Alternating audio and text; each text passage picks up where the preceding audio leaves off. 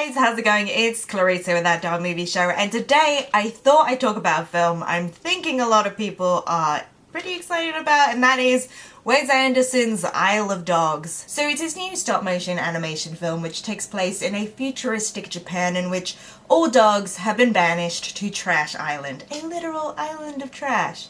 Hashtag me. That's because they've been labelled as rabid disease carriers following an outbreak of dog flu and snout fever, which they're worried is going to cross over into humans, so they're left to fend for themselves. That is, until a little boy named Atari crash lands on their island and reveals he's in search for his own dog, Spots. I will cut to the chase here. I really liked Isle of Dogs. I'm a Wes Anderson fan, and the thing is, I really struggle every time a Wes Anderson film comes out because people will ask me whether they should go see it, and my answer will inevitably be, if you like Wes Anderson, go. If you don't like Wes Anderson, enjoy an afternoon in the park instead. And that makes me feel stupid. It makes me feel like I'm a bad film recommender, but I just end up doing it every time, and I'm even tempted now just to leave you guys with that for Isle of Dogs. Because I can't think of many filmmakers as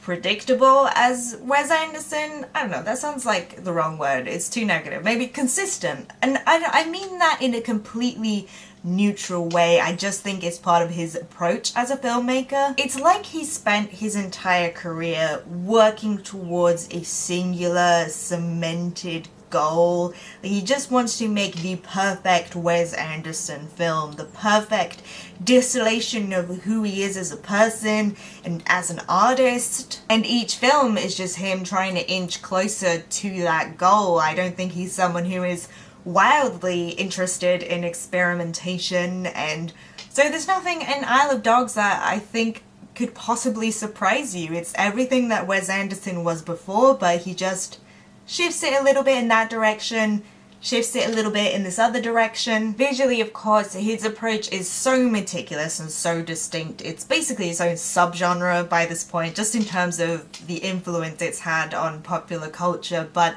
I think what's particularly interesting here with Isle of Dogs is that if you look at his fixation on symmetry and on balance and that kind of calming effect you get from his images, it's actually quite reminiscent of a lot of traditional Japanese art. I don't know if he's ever mentioned it as a source of inspiration for him, but I think if you look particularly at traditional Japanese screen painting, which is when you get flowers or creatures or people placed against a gold background, and just the way that those subjects are so carefully placed in relationship with each other, I feel like there's a lot of the same thought processes going on. And you know, it's also so satisfying to look at one of those paintings in the same way that it's so satisfying to watch a Wes Anderson film. And so with Isle of Dogs, Wes Anderson is pretty much doing what he's always done, but his aesthetic still managed to feel distinctly Japanese, especially because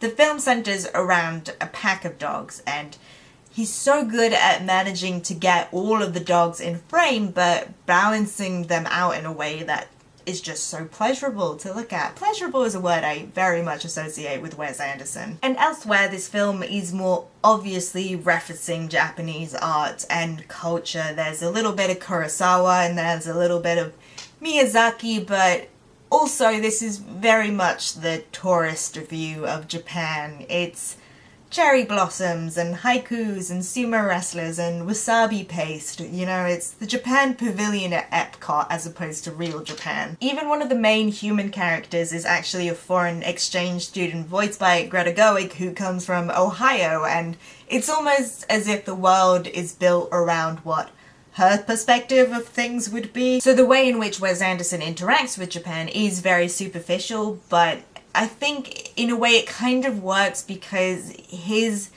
aesthetics have always represented a very exaggerated version of reality. It's always very heightened, and so, you know, you can kind of have Ken Watanabe voice a character called Ben Watanabe. Also, it really helps to create the division between the human world and the dog world. There's a subtitle at the beginning of the film that explains that the Japanese characters will be speaking Japanese, but there will be various ways to interpret what they're saying. For example, there's an actual interpreter character played by Frances McDormand. And then all of the dogs' barks will be dubbed into English, which is where Wes Anderson can bring in his usual suspects, Bill Murray, Jeff Goldblum, Edward Norton, Bob Balaban, Tilda Swinton, Bryan Cranston's also there, Scarlett Johansson voices a sexy lady dog, and you know, everyone's got the Wes Anderson dialogue down to pat by now. And within all of that, Wes Anderson is exploring some very Wes Anderson-y themes. The idea of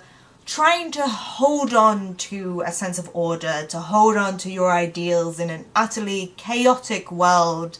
I think that is the emotional reasoning behind why his films have such a meticulous sense of aesthetics. It's almost like the director is trying to bring reason while the world is crumbling around his characters. The Royal Tenenbaums are trying to grasp onto those last straws of familial unity. There's that really famous line in the Grand Budapest Hotel. You see, there are still faint glimmers of civilization left in this barbaric slaughterhouse that was once known as humanity. And with Isle of Dogs, he gives that theme a little bit of a political slant, you know, authoritarianism, political corruption, using certain groups as a scapegoat for political gain. And I don't think he's trying to give any specific commentary on anything or even trying to be particularly revelatory. I think it's more trying to capture a sense of despair, and Wes Anderson is very good at despair. That feeling of helplessness when those in power are doing whatever they like and it feels like there's nothing you can do about it. So it is dark. It's a Wes Anderson film. There's always sadness there, you know, even in a stop motion animation about precious little doggies. So yeah, I liked Isle of Dogs a lot. I think in the great progression of Wes Anderson trying to make the perfect Wes Anderson film, I